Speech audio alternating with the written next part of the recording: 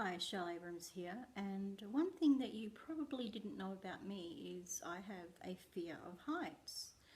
Now, I'm not talking about being in a hundredth floor of a building or being up on a very high mountain. I'm talking about being afraid to sleep in a top bunk. It's a serious fear.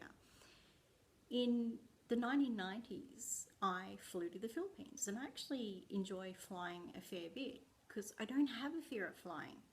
I have a fear of heights. And so the airport is a real challenge for me. But being in the plane up above the clouds, not an issue. And in the year 2000, I was living in Perth, Western Australia. And I had one of the worst episodes of anxiety around my fear of heights that I'd ever had. I was lying on my bed, which was pretty much a standard size bed, standard height, and I was overcome with a fear I was going to fall. So I got down and I laid on the floor. Now, my house that I was living in was a one-story house on the ground. And so I'm laying on the floor of my bedroom and my anxiety got worse. I just felt like I was going to fall. There was no rationale for this. There was no reason for it. I was lying on the floor on the ground. And this is the whole thing about fear. Fear is an incredibly powerful emotion. It has to be because its purpose is to save our life. It's to stop us from walking over that cliff or accidentally stabbing ourselves. It's there to keep us alive. It has a really important job, but it can sometimes get out of control. And one of the times when it shows up the greatest in our lives is when we're about to do something new or strange or unusual, something we've never done before, and we're uncertain of the outcome. Now, I'm reading Big Magic by Elizabeth Gilbert, and she lists a whole lot of excuses we give ourselves for why we don't do the things that we would love to do. And they're all based on fear. And I just want to read this list for you. It's a bit of a long one. And while I do this, I'd really like you to just think about how many of these excuses do you believe about you that stop you from doing what you want to do. You're afraid you have no talent. You're afraid you'll be rejected or criticized or ridiculed or misunderstood or worst of all, ignored. You're afraid there's no market for your creativity and therefore no point in pursuing it. You're afraid somebody else has already done it better. You're afraid everybody else did it better. You're afraid somebody will steal your ideas, so it's safer to keep them hidden away forever in the dark.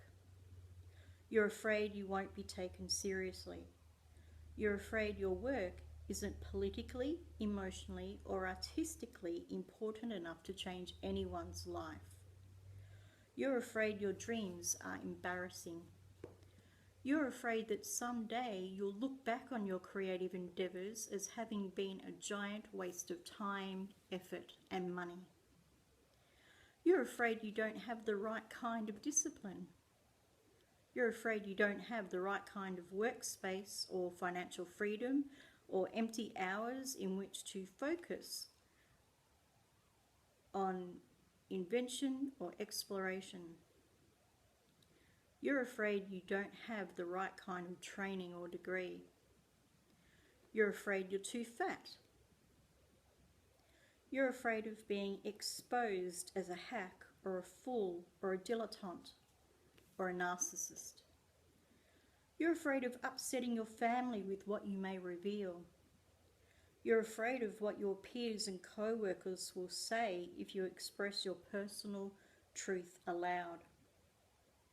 You're afraid of unleashing your innermost demons, and you really don't want to encounter your innermost demons.